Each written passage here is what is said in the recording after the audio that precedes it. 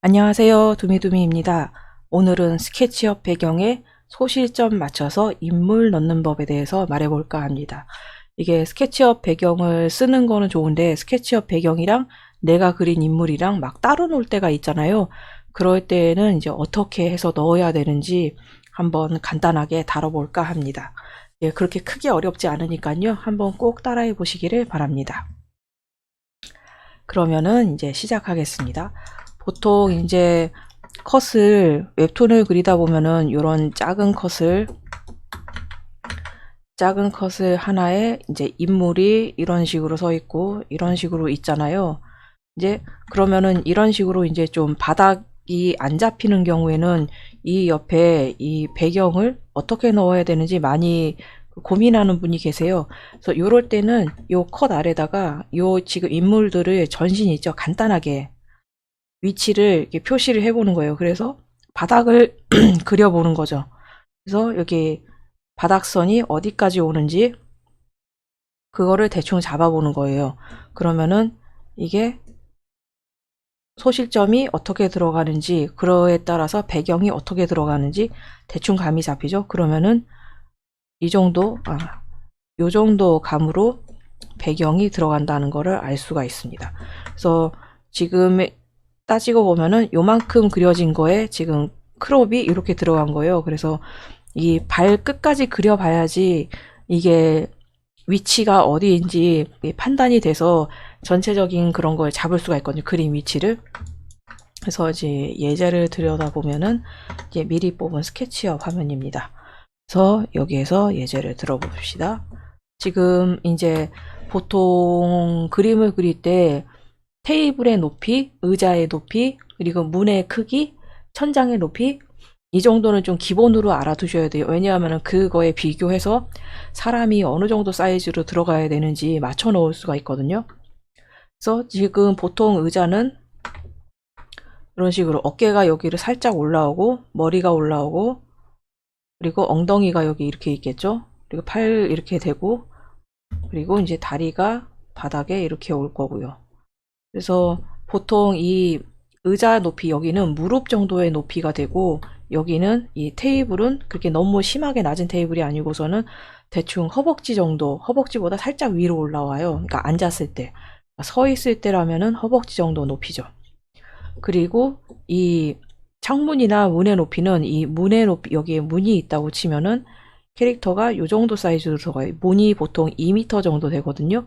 그러니까 보통 사람들이 160, 170cm니까 위에 30cm 정도가 빈다고 보면 되죠.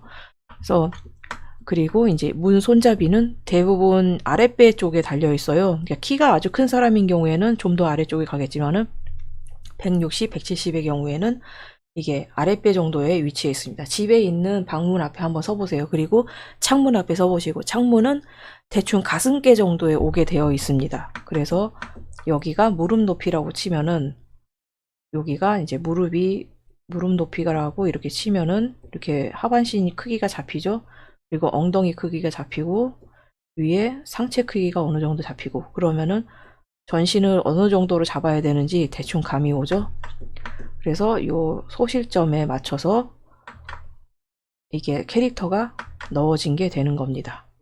그래서 이 사물의 높이를 대충이나마 알고 있어야 돼요. 그래서 자 여기까지는 무릎 그리고 여기까지는 엉덩이 그리고 여기 대충 이 허벅지까지 온다고 그랬죠. 요 테이블 높이가 그리고 상체 머리 이 정도로 기준이라고 보시면 됩니다. 그래서 이제 앉아있는 사람과 서있는 사람의 위치 높이가 대충 나왔잖아요. 그러면 이 소실점을 대충 잡아오는 거예요. 이렇게 소실점을 대충 잡았을 때 이 정도 높이에 지금 수평선이 대충 잡혔죠?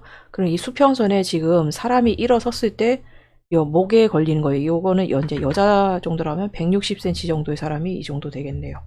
그리고 앉아있는 사람은 이거보다 훨씬 아래에 돼 있고 그래서 요 소실점에 신체가 걸쳐지는 부분을 파악을 한 다음에 이제 서 있는 사람은 대충 이 목이죠. 그러면은 여기에 누가 서 있다 치면은 이런 식으로 목 언저리에서 잡아서 넣는 거죠.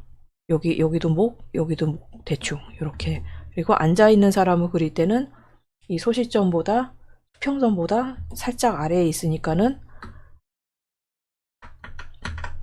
여기에서 똑같이 이렇게 잡아주면 되는 거죠. 그러면은 이제 어느 위치가 됐던 간에 사람 위치를 소실점에 맞게 대충 넣을 수가 있습니다. 그래서 이거는 기본이에요. 이 수평선에 맞춰서 수평선에 선을 그었을 때 거기에 신체 부위가 걸리는 부분을 기준으로 배치해 넣으면 됩니다. 그래서 다시 한번 얘기를 드리자 보면은 한 공간에 여러 사람을 그려 넣을 때 이런 식으로 있을 때 이제 주인공이 이 정도 위치에 서 있다고 쳐요. 그러면 이제 가슴께에 올려졌죠. 그러면은 좀 더 가까이 있는 사람은 요 정도 위치에, 더 멀리 있는 사람도 요 정도 위치에, 요 정도 위치에, 아주 가까이 있는 사람도 이 정도 위치에. 지금 대충 소실점도 안 잡았는데 이 수평선에 걸쳐진 신체를 맞춰서 신체를 기준으로 하니까 얼추 같은 공간에 서 있는 것처럼 보이죠. 그래서 요런 거를 이용해서 일일이 소실점을 안 따고 대충 그 엑스트라들을 많이 그려 넣을 수가 있습니다.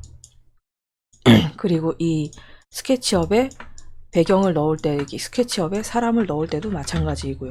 그래서 다시 한번 이제 떼보면은 이제 스케치업에 소실점을 제대로 잡아봅시다. 평선을.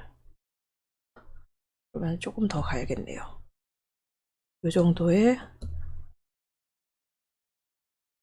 평선이 이 정도로 잡혔습니다. 그러면 이 앞에 있는 의자에 머리가 살짝 걸리고, 보통 이 정도로 의자가 들어오죠. 여기 엉덩이 있고 허리 있고 무릎이 나오고 이 정도로 사이즈로 앉게 되는 거죠. 그러면은 여기 머리에 정확하게 잡을 때 머리에 살짝 걸쳐지죠. 그러면은 똑같이 머리에 살짝 걸친 다음에 어깨를 잡고 엉덩이를 잡고 다리를 잡으면 됩니다. 그리고 이 테이블이 서 있을 경우에, 사람이 서 있을 경우에는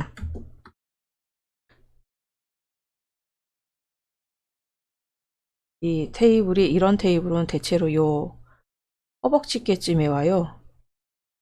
이런 식으로. 그렇기 때문에 요 허벅지께를 기준으로 해서 요 가슴팍 정도가 이제 잡히고 있죠. 그러면은 이거에 맞춰서 가슴팍 정도 높이로 그려주면 됩니다. 이렇게요. 그러면은 같은 공간에 있는 것처럼 보이죠. 그리고 여기도 머리가 이 정도 사이즈로 돼서 여기 의자에 앉힐 수가 있죠. 그리고 이런 식으로 넣을 수가 있습니다. 지금 여기 보면 이렇게 있죠. 요 앞다리 선을 좀, 이게 위치가 애매하다 싶으면은 옆 사물에서 이렇게 선을 당겨 오는 거예요. 이게 위치선을. 그래서 이런 식으로 당겨 오시면은 대충 사람을 어느 정도 크기로 넣어야 되는지 감이 잡힙니다.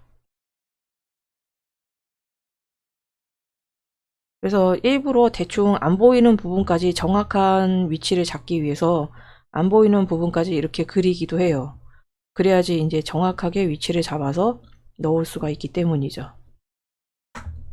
이런 식으로요. 그래서 살짝 크게 들어간 것 같으면은 여기서 이제 좀 줄여주시면 되는 거죠.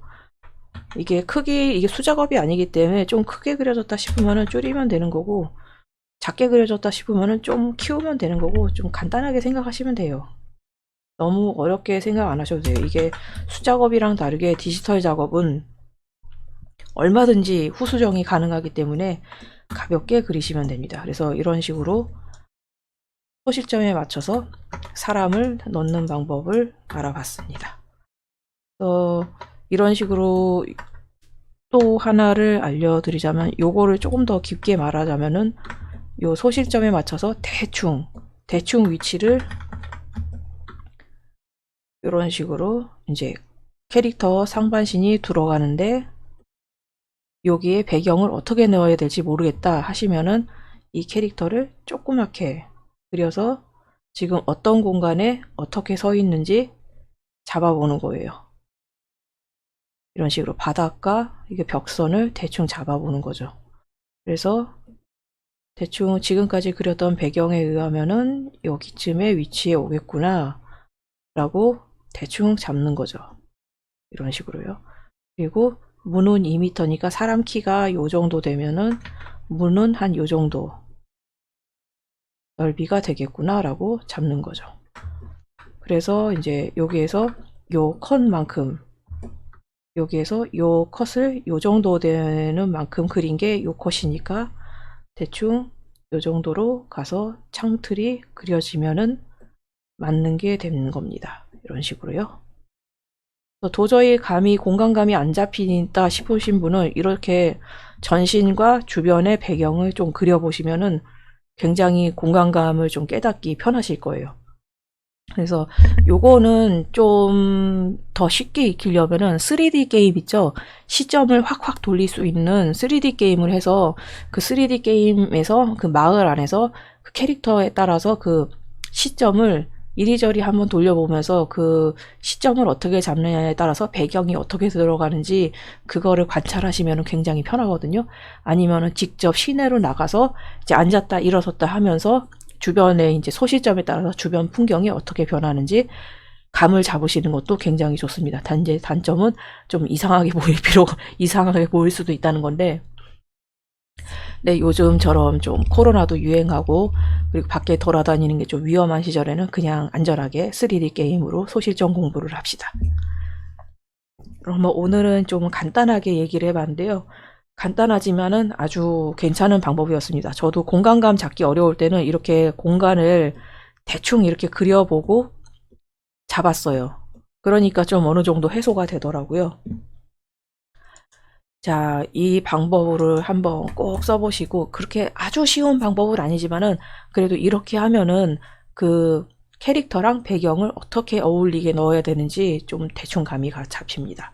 그러니까 꼭 써보시기를 바랍니다. 그리고 요새 굉장히 감염자가 폭발적으로 늘고 있죠.